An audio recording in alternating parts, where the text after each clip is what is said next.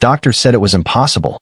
But 20 minutes after a homeless 16-year-old handed a billionaire's mute daughter a cracked violin, she spoke her first word. Her first word in 6 years. Her mother had spent $40 million trying to unlock that voice. 37 specialists. For therapists. 2 experimental programs in Switzerland. Every door money could open, Rebecca Caldwell kicked it down. And every single time, her 6-year-old daughter Maya sat in the chair, folded her small hands in her lap, and said absolutely nothing. Not because she couldn't understand. Maya understood everything. Her eyes were sharp and electric and alive, a whole world pressing against the glass, desperate to get out.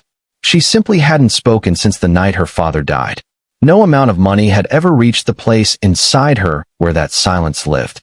Until a Tuesday afternoon in Millennium Park, when a boy in a ripped jacket sat down on a bench and started to play. His name was Joan, 16 years old, homeless, sleeping on park benches, playing violin for spare change. No degree, no credentials, no appointment, just a cracked instrument, and something in his music that $40 million never could buy. What happened in that park in the next 20 minutes would change both their lives forever. Before we go deeper into Maya's silence, if stories like this move you, make sure you're subscribed. Because not every breakthrough comes from money, and not every miracle comes from where you expect. Chicago, the Gold Coast, 42 floors above the city. Maya Caldwell lives where the clouds are close and the noise of the world below can barely reach her. Floor-to-ceiling windows. A private chef. A rotating staff of specialists whose entire job, their only job, is to get a 6-year-old girl to speak. She wears pink dresses. Every morning, without fail, she lets her nanny pin a single rose above her ear. The same kind her father used to press there before school. She has not said a single word since the night he died. She communicates in gestures, a pointed finger, a slow nod, a particular stillness her nanny has learned to read like a second language. But her eyes give everything away. When something moves her, truly moves her, they go electric. Wide. Burning. Like someone trapped behind a window, screaming without sound. Rebecca Caldwell built a billion-dollar logistics empire from a one-room office at 23. Disciplined. Brilliant. Completely in control of every room she walks into. Every room except her daughter's. With Maya, all that power turns to helplessness. She watches her daughter through glass walls and therapy observation windows, through the polished distance of a woman who doesn't know how to reach the person she loves most in the world. Her guilt is the thing she never speaks about either. If you've ever watched someone you love suffer and felt completely powerless to help, you already know exactly what Rebecca feels every single morning. 2 miles away, across the park, a boy named Joan is waking up on a bench. He's 16. He aged out of a group home at 15 with nothing but the clothes on his back and a violin he learned from a church volunteer who vanished without explanation. His jacket is ripped at both elbows. His violin has a crack sealed with careful, patient repairs. He plays every morning like it is the most important performance of his life, even when no one stops to listen. Because music is the only language Joan has ever fully trusted. It never asked him to explain himself. It just let him exist. He has no degree, no credentials, no appointment. But Joan understands something, better than any specialist Rebecca ever hired, about what it means to have something locked inside you that the world keeps trying to reach the wrong way. These two worlds are about to collide. And when they do, a moment is coming that will stop traffic on Michigan Avenue, bring a billion-dollar woman to her knees in a public park, and shatter 6 years of silence in a single breath. The stage is set. The boy is already playing. And somewhere 42 floors up, a little girl just pressed her palm against the glass. She doesn't know yet what she's hearing. But something in her, dormant and buried for 6 long years, has just opened one eye. She had everything a child could want. Except her voice. Except her father. The morning begins the same way it always does. Soft footsteps. A gentle hand. The rustle of pink cotton. Maya stands in the center of her bedroom while her nanny, Diane, buttons her dress from the collar down. She doesn't fidget. She doesn't reach for anything. She simply stands, perfectly still, perfectly patient, like a small porcelain figure waiting to be placed back on a shelf. Diane reaches up and pins the rose above her ear. A pale pink one. The same kind, always the same kind. Maya's eyes drift to the window while it happens. The Chicago skyline glitters cold and distant 42 floors below. Diane murmurs something warm and careful. Maya doesn't respond. She never does. But the faintest flicker moves across her face when the rose settles into place. Something private, something ancient, and then it's gone. Breakfast is quiet in the way that expensive things are quiet. The kitchen smells like fresh fruit and brewing coffee. A chef moves soundlessly at the counter. Maya sits at the far end of a marble table that seats 12, a single plate in front of her, a glass of orange juice she hasn't touched. Rebecca stands at the kitchen island. Phone in one hand, coffee in the other, eyes moving between her screen and her daughter with the careful, over-enunciated attention of someone terrified of saying the wrong thing. She asks Maya if she slept well. She uses a slow, deliberate tone, the kind she never uses in boardrooms. Maya looks up, nods once, then looks back at her plate. Rebecca watches her for 3 full seconds before looking away. Her jaw is tight. Her thumb scrolls without reading. If you've ever sat across from someone you love and felt an ocean between you, you know exactly what this table feels like. The new therapist arrives at 9. Her name is Dr. Brennan. She's the 4th this year, flown in from Boston, highly recommended, carrying a leather bag full of carefully selected tools and an expression of quiet professional confidence. She sets up in the therapy room, the one with the soft chairs and the potted plants and the one-way glass. Rebecca stands behind every session. Maya walks in, sits down, folds her hands in her lap. Dr. Brennan smiles warmly, introduces herself, explains, in measured tones, that there's no pressure, that they're just going to spend some time together, that Maya doesn't have to do anything she doesn't want to do. Maya looks at her with those wide, electric eyes and says absolutely nothing. Dr. Brennan opens her bag. She tries drawing prompts, visual cards, a soft question about the rose in Maya's hair. Each one lands in silence like a stone dropped into deep water. Maya doesn't resist. She doesn't react. She simply closes, face a locked door, hands still in her lap, and waits. 40 minutes in, Dr. Brennan tries something different. She pulls out a small speaker. "We're going to listen to some music," she says. "You don't have to do anything. Just listen." She plays a violin piece. Classical. Gentle. A single instrument filling the small, careful room. And something happens to Maya's face. It moves. Fast and unguarded and completely uncontrolled. A flicker of something raw and enormous crossing her features like a shadow over water. Her lips part. Her fingers tighten almost imperceptibly in her lap. For one single second, the locked door swings open, and behind it is a child in tremendous, wordless pain. Dr. Brennan is writing a note. She misses it entirely, but the recording camera on the shelf catches every frame. Which moment hit you harder, the rose, or that look on her face? Tell me in the comments. The session ends. Diane collects Maya from the hallway. They walk together toward the dining room for lunch, but Maya stops. She turns, slowly, toward the far window at the end of the hall. She walks to it without being asked, without explanation. She places her palm flat against the cold glass and leans in close. Her breath fogs a small circle on the surface. 42 floors below, barely visible through the gray Chicago morning, a boy is sitting on a park bench. His jacket is dark. His arm moves in a slow, steady arc. He's playing. Maya doesn't move, doesn't blink. She stands there with her hand pressed to the glass like she is trying to reach through it. Like 42 floors and a pane of tempered glass are the only things standing between her and something she cannot name, but desperately recognizes. 1 minute passes, then 5, then 11.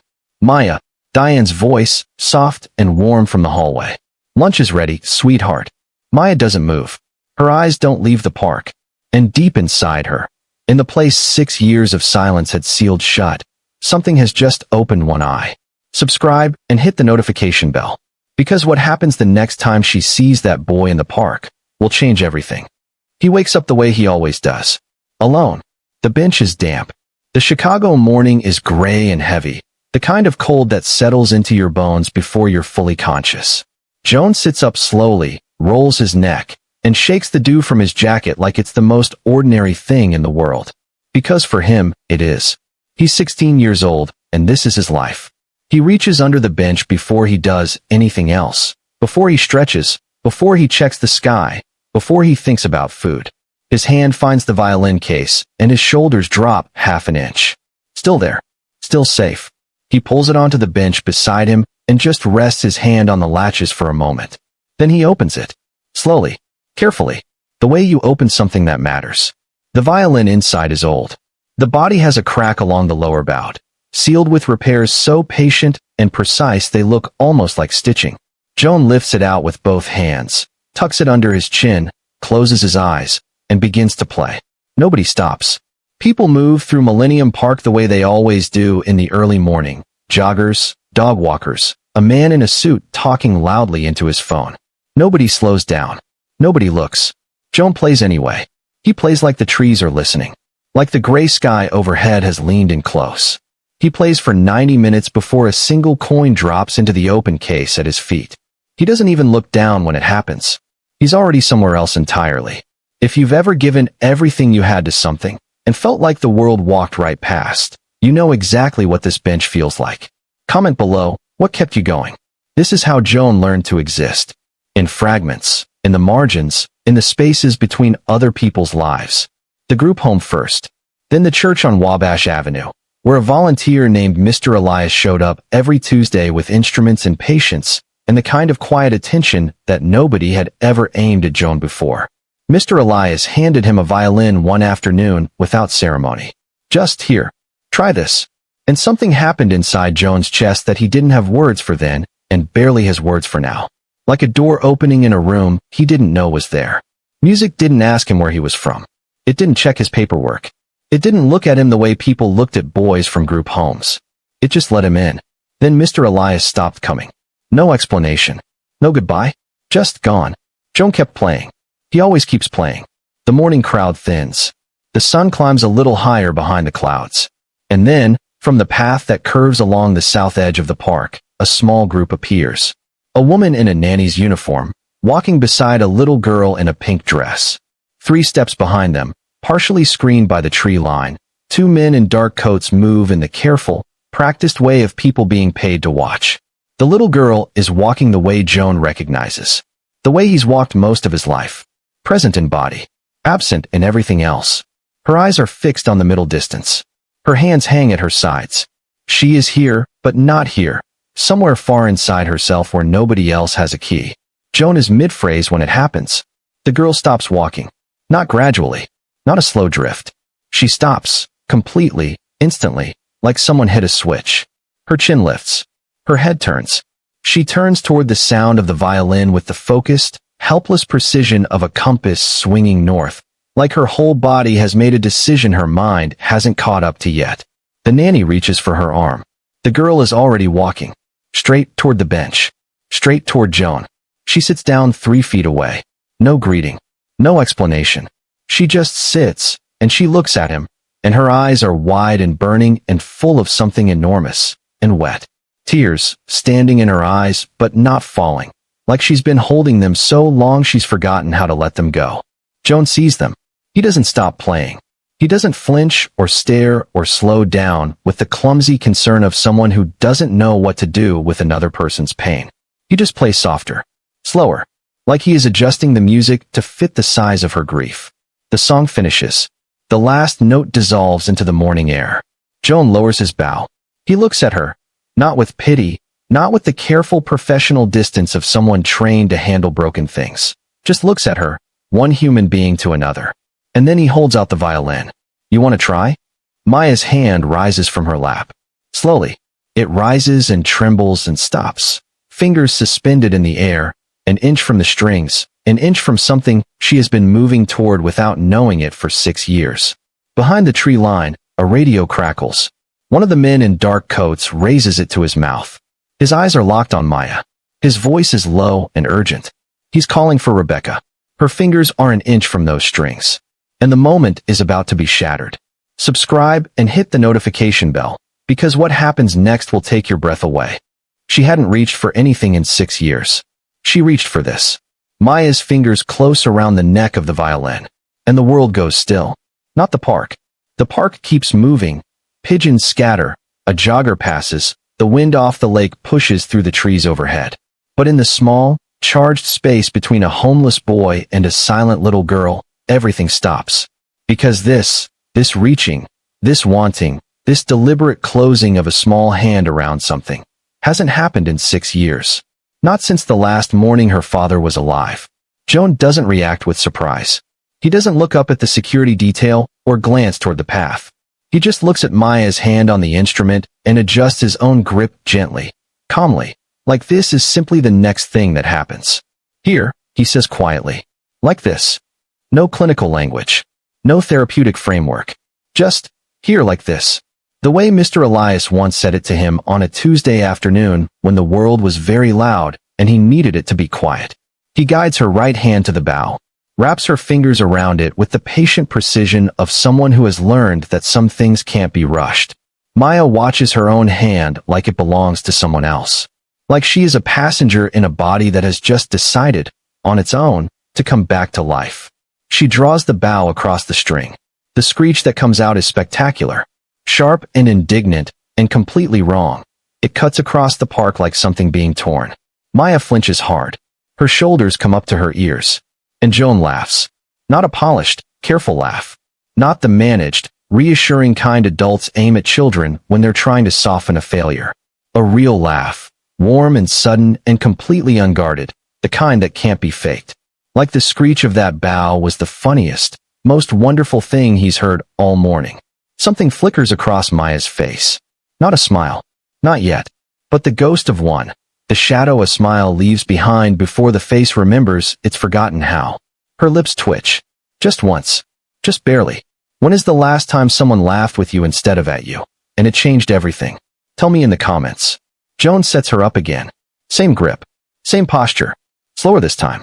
Maya's brow furrows with concentration. That electric, alive intelligence working behind her eyes, processing, adjusting, refusing to give up.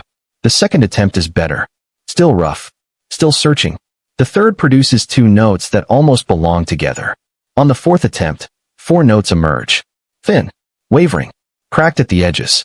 Imperfect in every technical sense. And completely, entirely alive. Maya goes very still.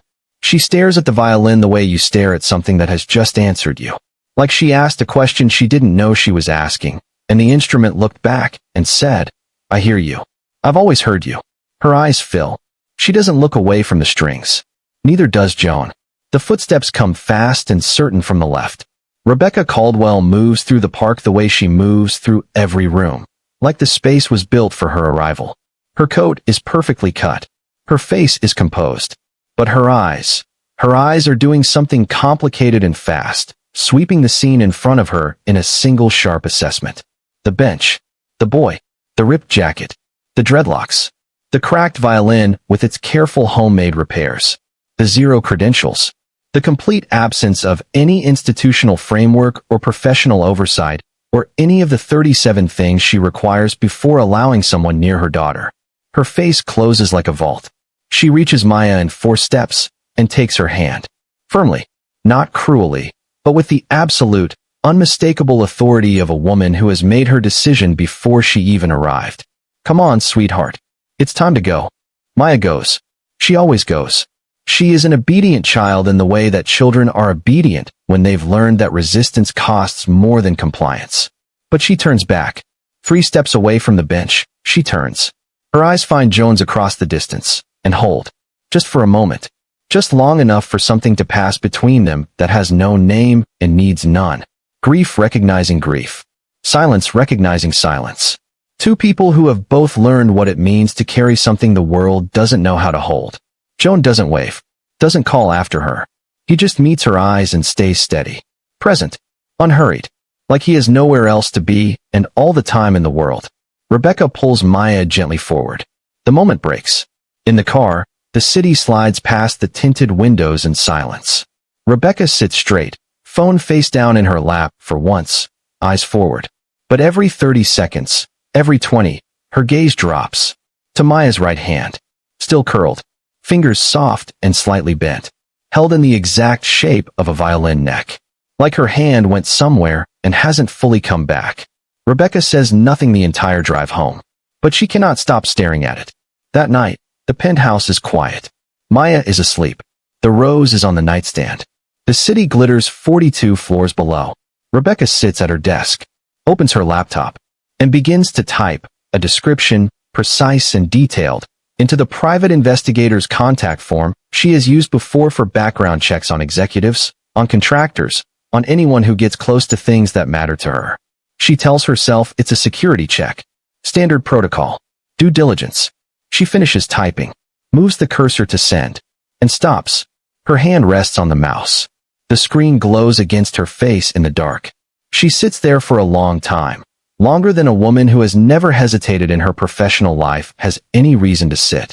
What do you think Rebecca is really afraid of? Comment below, because the answer might surprise you. She had built an empire by eliminating every variable she couldn't control. Her daughter was the only one left. The report arrives at 6:47 in the morning. 2 pages. Thin. Almost insultingly thin for what Rebecca paid to get it by dawn.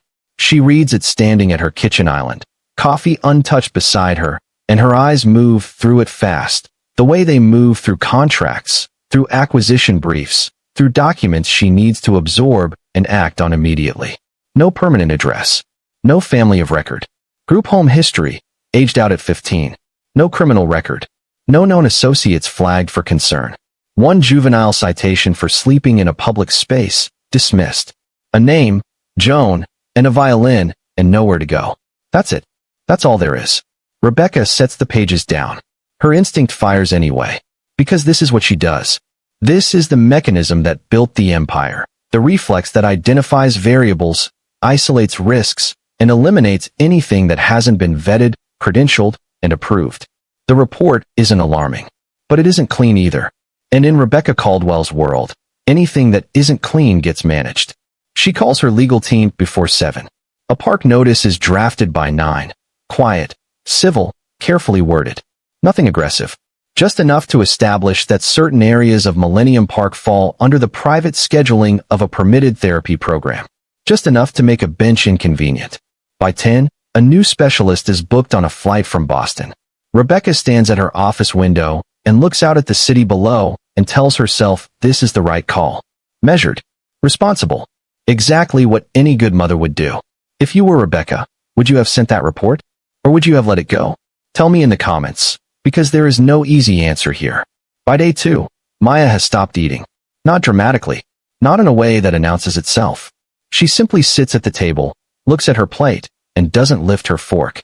She attends the session with the new Boston specialist and sits in the chair with her hands folded and her face a closed door, the same way she sat in every chair across from every specialist for 6 years. But there's something different now, something harder. Like a light that was just beginning to flicker has been deliberately, carefully switched back off. She spends hours at the window, palm flat against the glass, breath fogging the surface, eyes fixed on the park 42 floors below, on a bench that, from this height, is barely visible. Just a shape, just a suggestion. Diane reports it to Rebecca quietly, carefully, the way you deliver news to someone who doesn't want to hear it. Rebecca listens, nods, says she'll speak to the specialist. The specialist speaks to Rebecca first. She pulls her aside after the second session with the particular gravity of someone who has something important to say and knows it won't land well. Her voice is measured, professional, but her eyes are direct.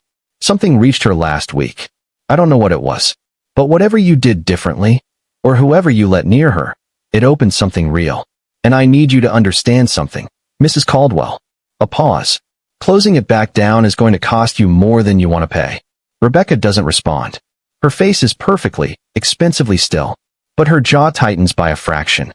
And she looks, just for a moment, like a woman standing at the edge of something she can't see the bottom of. Which voice do you trust more right now, Rebecca's instincts, or the specialist's warning? Drop your answer in the comments. That night, the penthouse is quiet in the way it always is. Hushed and climate-controlled and full of things that cost more than most people earn in a lifetime. Rebecca stands at Maya's bedroom door. It's slightly open. The nightlight inside casts a warm, low glow across the room. Across the enormous bed, the pink blanket, the small shape of her daughter curled at the center of it like something trying to take up as little space as possible. The rose is still in her hair, even in sleep. Even now, Rebecca watches her. And the billion-dollar armor, The composure she has worn every single day for 6 years, through grief and guilt and $40 million of failed attempts, develops its first visible crack. Her hand comes up slowly and covers her mouth. Her shoulders shake once. Just once. Silent, like everything in this apartment. Like mother, like daughter. And then Maya exhales. Not a word. Not even close to a word. Just a breath, shaped. Formed. For notes of air moving through a throat that hasn't made a voluntary sound in 6 years. The ghost of a melody. Joan's melody. Fragile and unconscious and heartbreakingly real. Rebecca's hand presses harder against her mouth. She stands there for a full minute without moving. The city glitters below. Her daughter breathes. Then she pulls the door closed. Softly. Walks down the hallway to her office. Picks up her phone with a hand that isn't entirely steady. Her assistant answers on the second ring. Rebecca's voice, when it comes, is quiet. Controlled. But underneath it, something has shifted. Something that cannot be unshifted. Find the boy from the park, she says. Bring him to me. She spent 6 years building walls. One boy with a cracked violin just walked through every single one. Subscribe and hit the notification bell, because when Rebecca and Joan finally sit across from each other, nothing is going to go the way either of them expects. She tried to do what she always did, solve it with money. This time, money wasn't the point. Joan spots the security detail before he even reaches the door. 2 men, dark coats, positioned on either side of the coffee shop entrance with the practiced casualness of people trying not to look like what they obviously are. Joan slows his pace slightly, not from fear, just assessment. He's 16 and homeless, and he has learned, through necessity, to read a situation before walking into it. He walks in anyway. Rebecca is already there. Of course she is. She's the kind of woman who arrives first, chooses the seat with her back to the wall, and has already decided how the conversation will go before the other person sits down. She's in a dark coat, no jewelry except a single watch, hair pulled back. She looks like she's chairing a board meeting in a coffee shop on a Tuesday morning. Joan sits across from her, violin case balanced against his knee. Jacket still ripped at both elbows. He doesn't apologize for how he looks. He just looks at her and waits. Rebecca respects that. She doesn't show it, but she does. She doesn't waste time. She lays it out cleanly, the way she'd present a term sheet. 3 sessions a week. The penthouse. A loose structure, supervised, with Diane present at all times. She names a number. A weekly figure. The kind of number that would have made Joan's former group home supervisor choke on her coffee. She slides nothing across the table. There's nothing to sign yet. It's a verbal offer, delivered with the precision of someone who has made thousands of them. Joan listens to all of it without interrupting. His face gives nothing away. When she finishes, the coffee shop noise fills the silence between them. The hiss of the espresso machine, someone laughing 2 tables over, the ordinary sounds of a world that has no idea what's happening at this particular table. Then Joan asks one question. Does she want me there? Or do you? Rebecca opens her mouth and closes it. The pause lasts maybe 3 seconds. In a boardroom, 3 seconds is nothing. In this conversation, it's everything. Joan watches her face during those 3 seconds, watches the precision flicker, just slightly, like a signal losing reception, and he has his answer. Which question would you have asked? Tell me in the comments, because that one sentence changed everything. He takes the offer, not for the number. The number is extraordinary for a boy who sleeps on benches, but that's not why. He takes it because of Maya's eyes on that bench. Because he knows, from the inside, from experience, from every morning he's ever opened that violin case, when the world felt completely sealed shut, exactly what it looks like when music is the only door still open in a person. He's not going to walk away from that. Not for anything. They shake hands.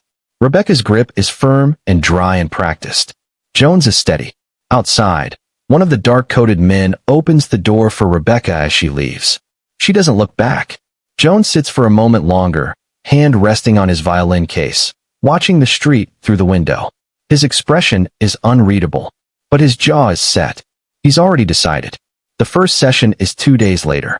Joan steps off the elevator on the 42nd floor, and the doors slide open onto a hallway that costs more per square foot than anything he has ever stood inside. He adjusts the violin case strap on his shoulder, takes one breath, and Maya is already there, standing in the hallway. In her pink dress, rose in her hair, bare feet on the marble floor. She heard the elevator. She heard the case click as the doors opened. And for the first time in 6 years, for the first time since the night everything went silent, she has moved towards something with her whole body. Not been led. Not been guided. Not been carried forward by a nanny's gentle hand. She walked here herself. On purpose. Because she wanted to. Joan looks at her for a moment. Then he crosses the hallway, sets his case on the floor, and sits down beside it. Not at the therapy table. Not in any of the chairs clearly arranged for exactly this kind of session. Just on the floor. Like it's a park bench. Like they're right back where they started. He pats the marble beside him. Maya sits. Immediately. Completely. Like she's been waiting to do exactly this for 2 days. He opens the case. She reaches in before he can offer. They play for 40 minutes. The music moves through the penthouse like weather. Thin and searching at first. Then steadier. Then something approaching beautiful. Rebecca stands at the glass wall across the room. Arms folded. Face carefully composed. But behind her eyes, something is breaking open. Slowly. The way ice breaks in early spring. Not all at once, but inevitable. The session ends. Joan packs the violin with the same reverence he always does. Maya walks him to the elevator. She stands in the doorway as the doors begin to close, and her mouth opens. Nothing comes. But Joan sees it. He sees exactly what she's trying to do. And before the doors seal shut between them, he nods. Once. Slowly. The unmistakable language of a promise. I'll be back. The doors close. Maya stands in the hallway alone, hand still raised slightly at her side. Her mouth is still slightly open. Like the word is still in there. Still trying. Do you think she'll find it? If you're still watching at this point, drop a comment with, I'm still here. Let's see who's truly following this story, because the next session is about to push Rebecca Caldwell to the very edge of everything she thinks she knows. The more she tried to hold it together, the more it came apart.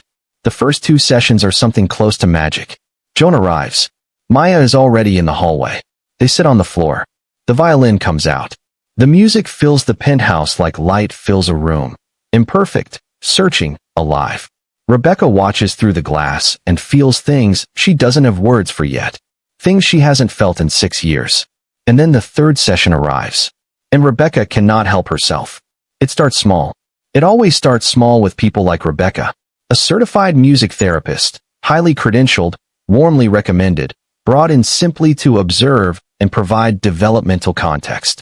A printed framework, spiral-bound, left casually on the table beside the session room door.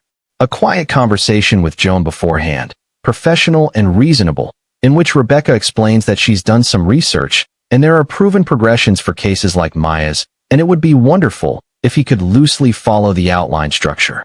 Joan listens. He nods. He genuinely tries. He opens the session the usual way, case on the floor, sitting beside Maya, no table, no chairs. But this time there's a woman in the corner with a clipboard. This time there's a laminated card propped against the wall showing finger positions. This time, when Joan reaches for a playful tangent in the melody, the kind of unexpected turn that made Maya's eyes go wide and alive last Tuesday, he pulls back, stays on the progression, follows the framework. The music changes. Subtly. Incrementally. But it changes. It becomes structured. Careful. It starts to feel like an exercise. Like a session. Like every other room Maya has ever sat in with every other person who was trying, professionally and sincerely, and completely ineffectively, to fix her. Have you ever felt the difference between someone helping you and someone managing you? Tell me in the comments. Because Maya feels it immediately. Maya's bow arm slows. Then stops. She sets the bow across her knee. Her hands go still.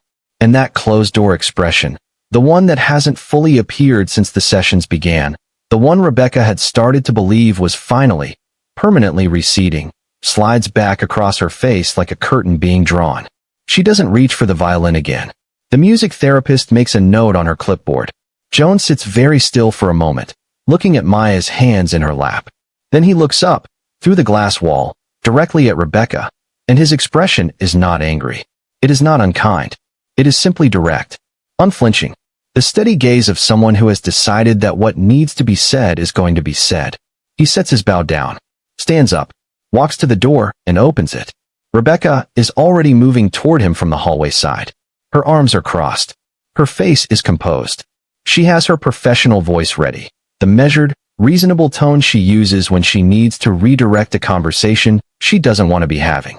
"You keep turning this into something you can manage," Jones says. His voice is quiet, respectful, but there is nothing movable in it. That's not what's helping her. Rebecca's jaw tightens by a fraction.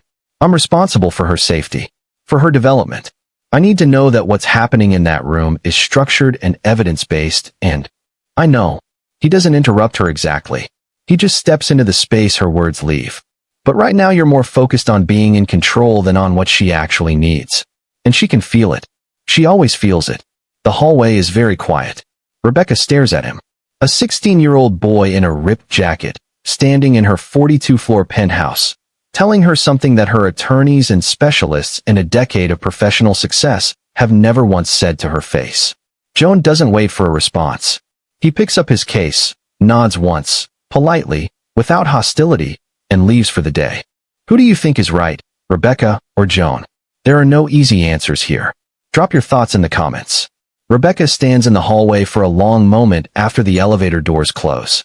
Then she turns back to the glass wall. Inside the session room, Maya is alone. Sitting exactly where Joan left her, hands in her lap, face still closed. The violin is on the floor beside her. The music therapist is packing up her clipboard in the corner, moving quietly, trying not to exist too loudly. Then Maya reaches down. Slowly, without being asked, without being guided, without any framework or progression or professional present to document it. Her fingers close around the violin neck. She lifts the bow, and she plays, for notes, thin and wavering and completely her own, filling the room with the ghost of Joan's melody. Alone, unprompted, entirely herself. Rebecca stands at the glass with her hand pressed hard over her mouth. Her eyes are bright and wet, and something behind them is cracking open whether she wants it to or not. She stands there for a long time. Then she pulls out her phone, steps away from the glass, dials. Her attorney answers on the first ring. Rebecca turns her back to the window. Her voice is low, controlled. The audience can't hear the words. But her expression, sharp, decided, cold in a way that hasn't been there since the park, says everything. She just watched her daughter find the music on her own, and her first instinct is to call her attorney. Subscribe and hit the notification bell, because the decision Rebecca makes next is going to cost everyone far more than she's prepared to pay. She told herself it was to protect her daughter, but the person she was really protecting was herself. The language in the attorney's email is clean, precise, the kind of writing that has no feeling in it by design. Liability exposure, public optics, an undocumented minor with unsupervised access to a minor in your care. Given recent friction in sessions, we recommend formalizing the termination of this arrangement through appropriate channels to avoid potential complications. Rebecca reads it twice. Then she closes the laptop. She tells herself it's the right call. Responsible. Measured. Exactly what any good mother, any good executive, would do when the variables stop adding up. She has built everything she has by knowing when to cut a loss before it becomes a crisis. This is no different. She picks up her phone and makes the call. She tells herself it is to protect her daughter. She does not examine, too closely, the other thing. The thing Joan said in the hallway. The thing that has been sitting in her chest like a splinter ever since. Right now you're more focused on being in control than on what she actually needs. She doesn't examine it because examining it would mean admitting something she is not ready to admit. Not yet. Maybe not ever. She makes the call. And she tells herself it is to protect Maya.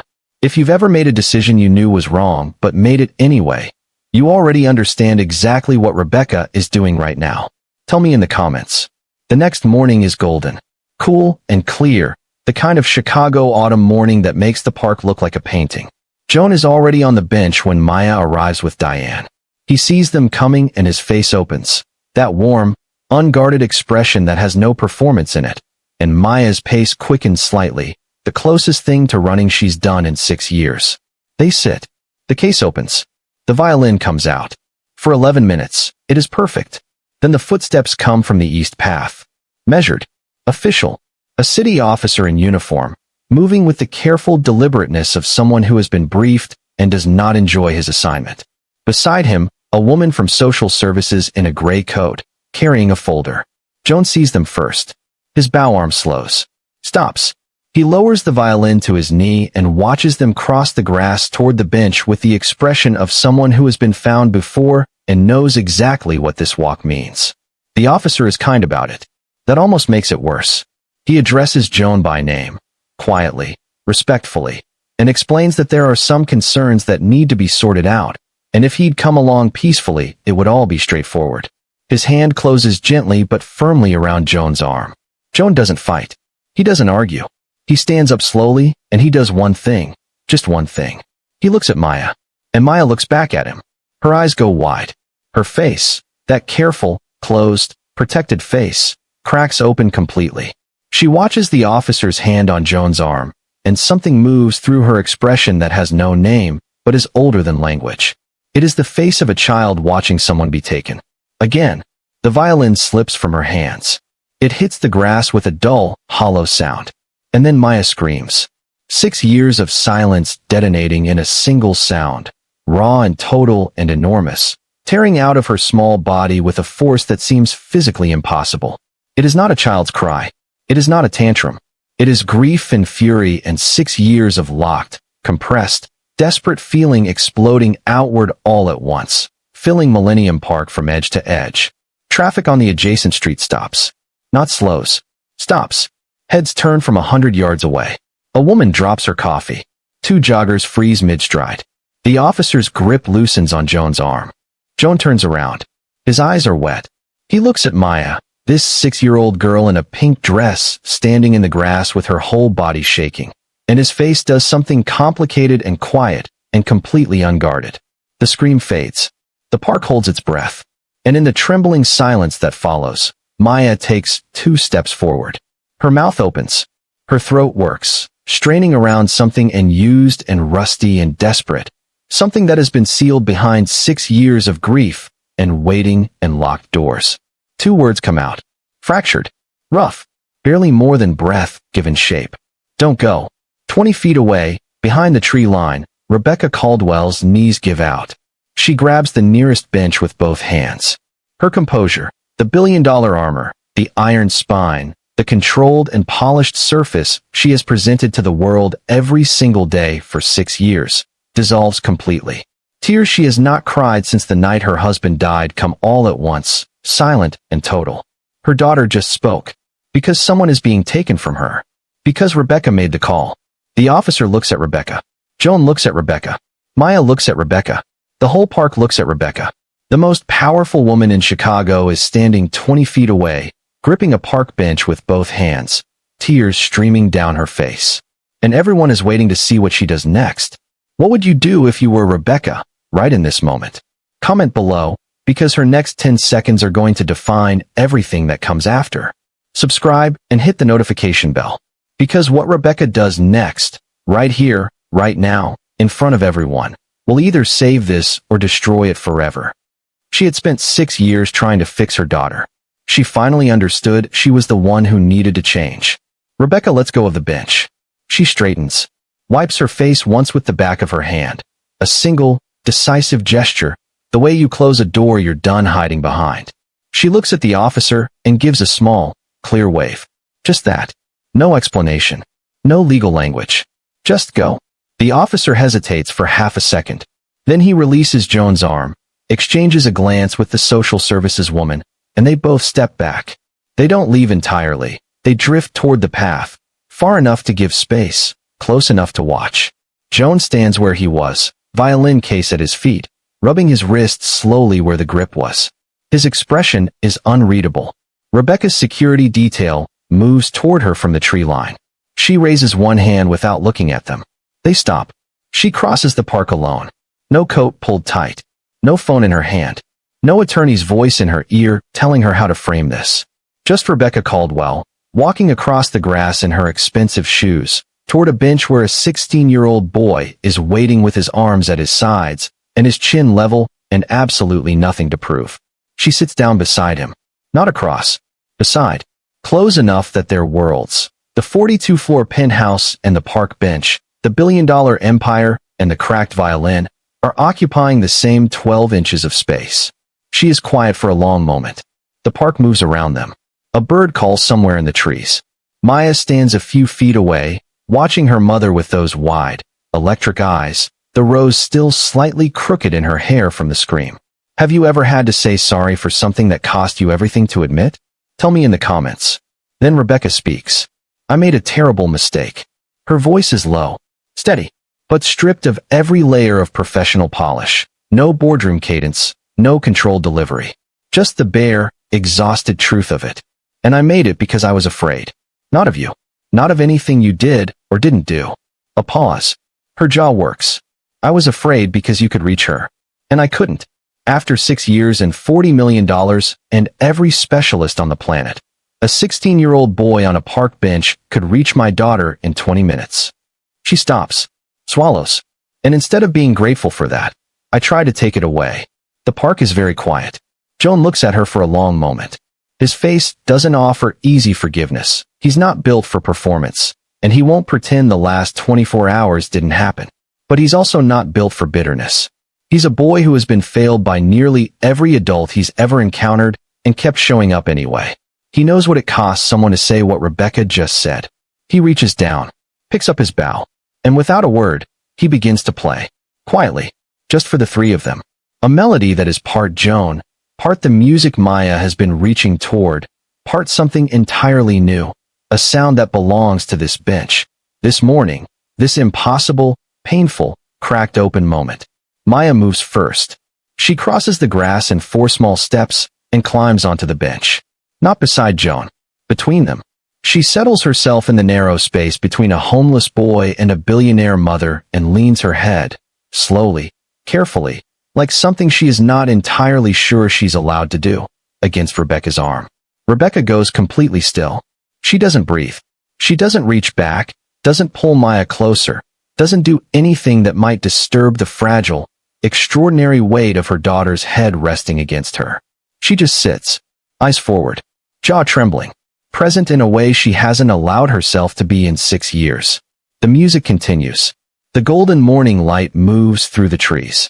This is the moment everything turns. Which character do you think had to change the most to get here? Drop your answer in the comments. That evening, Rebecca calls her attorney again. The conversation is different this time. Her voice is different. Something in the architecture of how she speaks has shifted. The precision is still there, but the coldness isn't.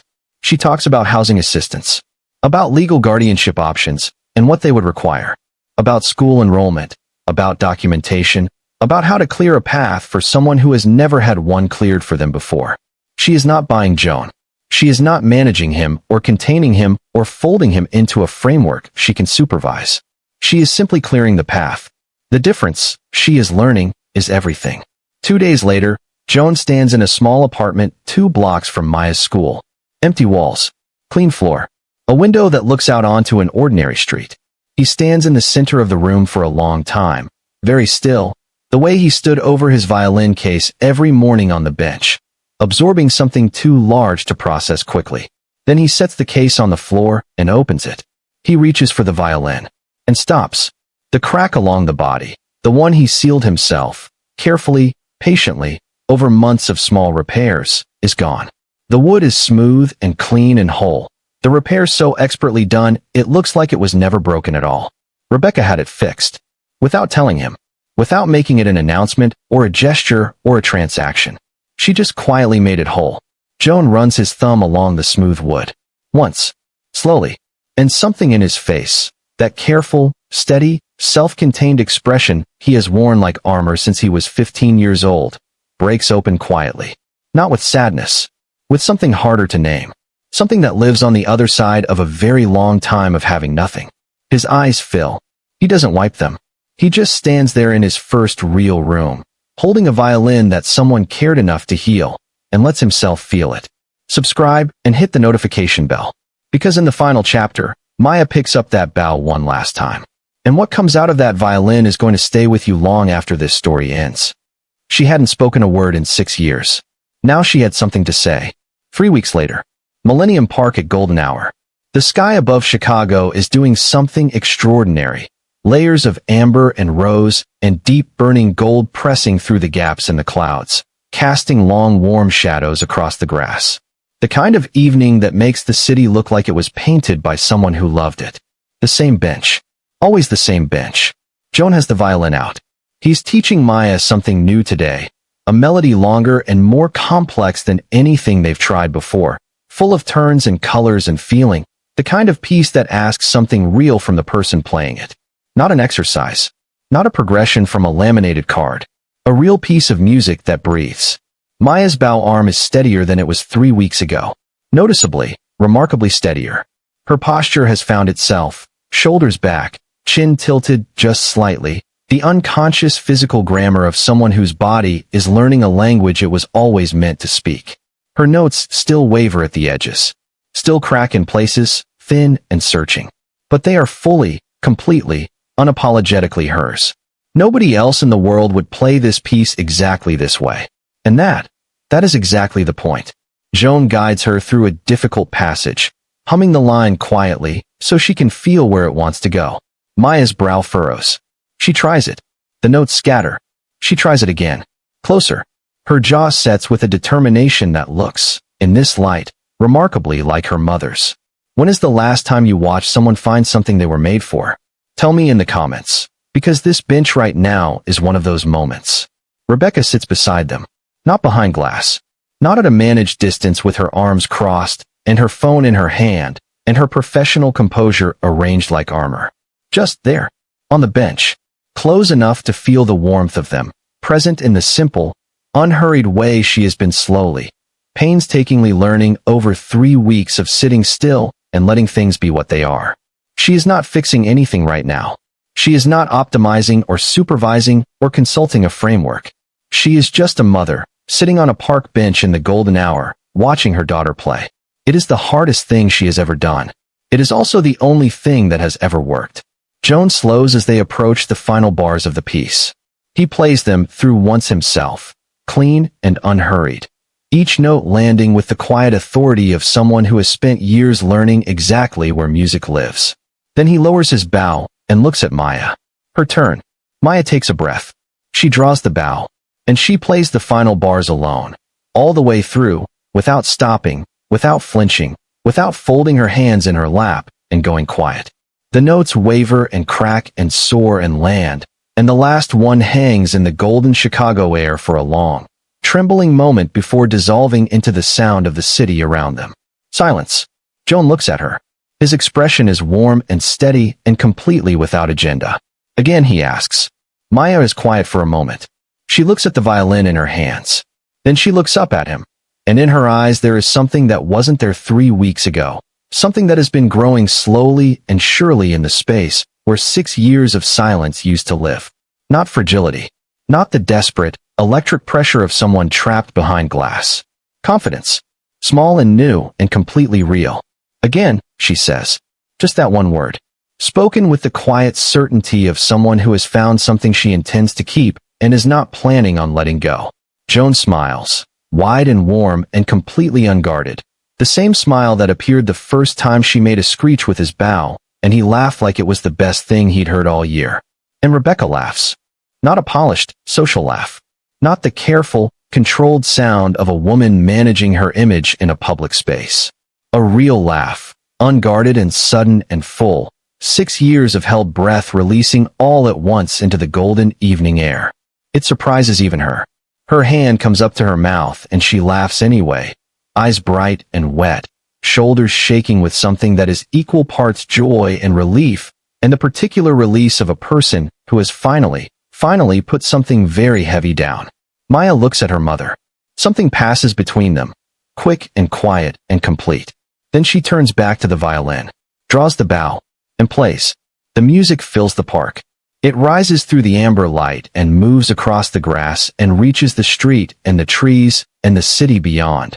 Thin and wavering and imperfect and alive with the specific, irreplaceable aliveness of a voice that has finally come home to itself. The bench. The golden light. A boy who had nothing and gave everything. A little girl who had everything and lost her voice.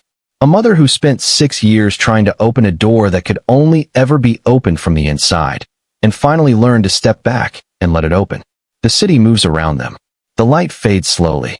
Nobody on that bench is in a hurry. Doctors said it was impossible. They were almost right. It took someone who had lost everything to show a little girl that her voice, her real voice, had been there the whole time, waiting for the right person to listen. Maya speaks every day now. She still plays violin. And Joan finally has somewhere to come home to. If this story moved you, share it with someone who needs to hear it today. Because the people who reach us are never the ones we expected. And if you haven't subscribed yet, do it now and hit the notification bell so you never miss a story like this one. Every single week, we bring you stories about the moments that change everything. Don't miss what's coming next.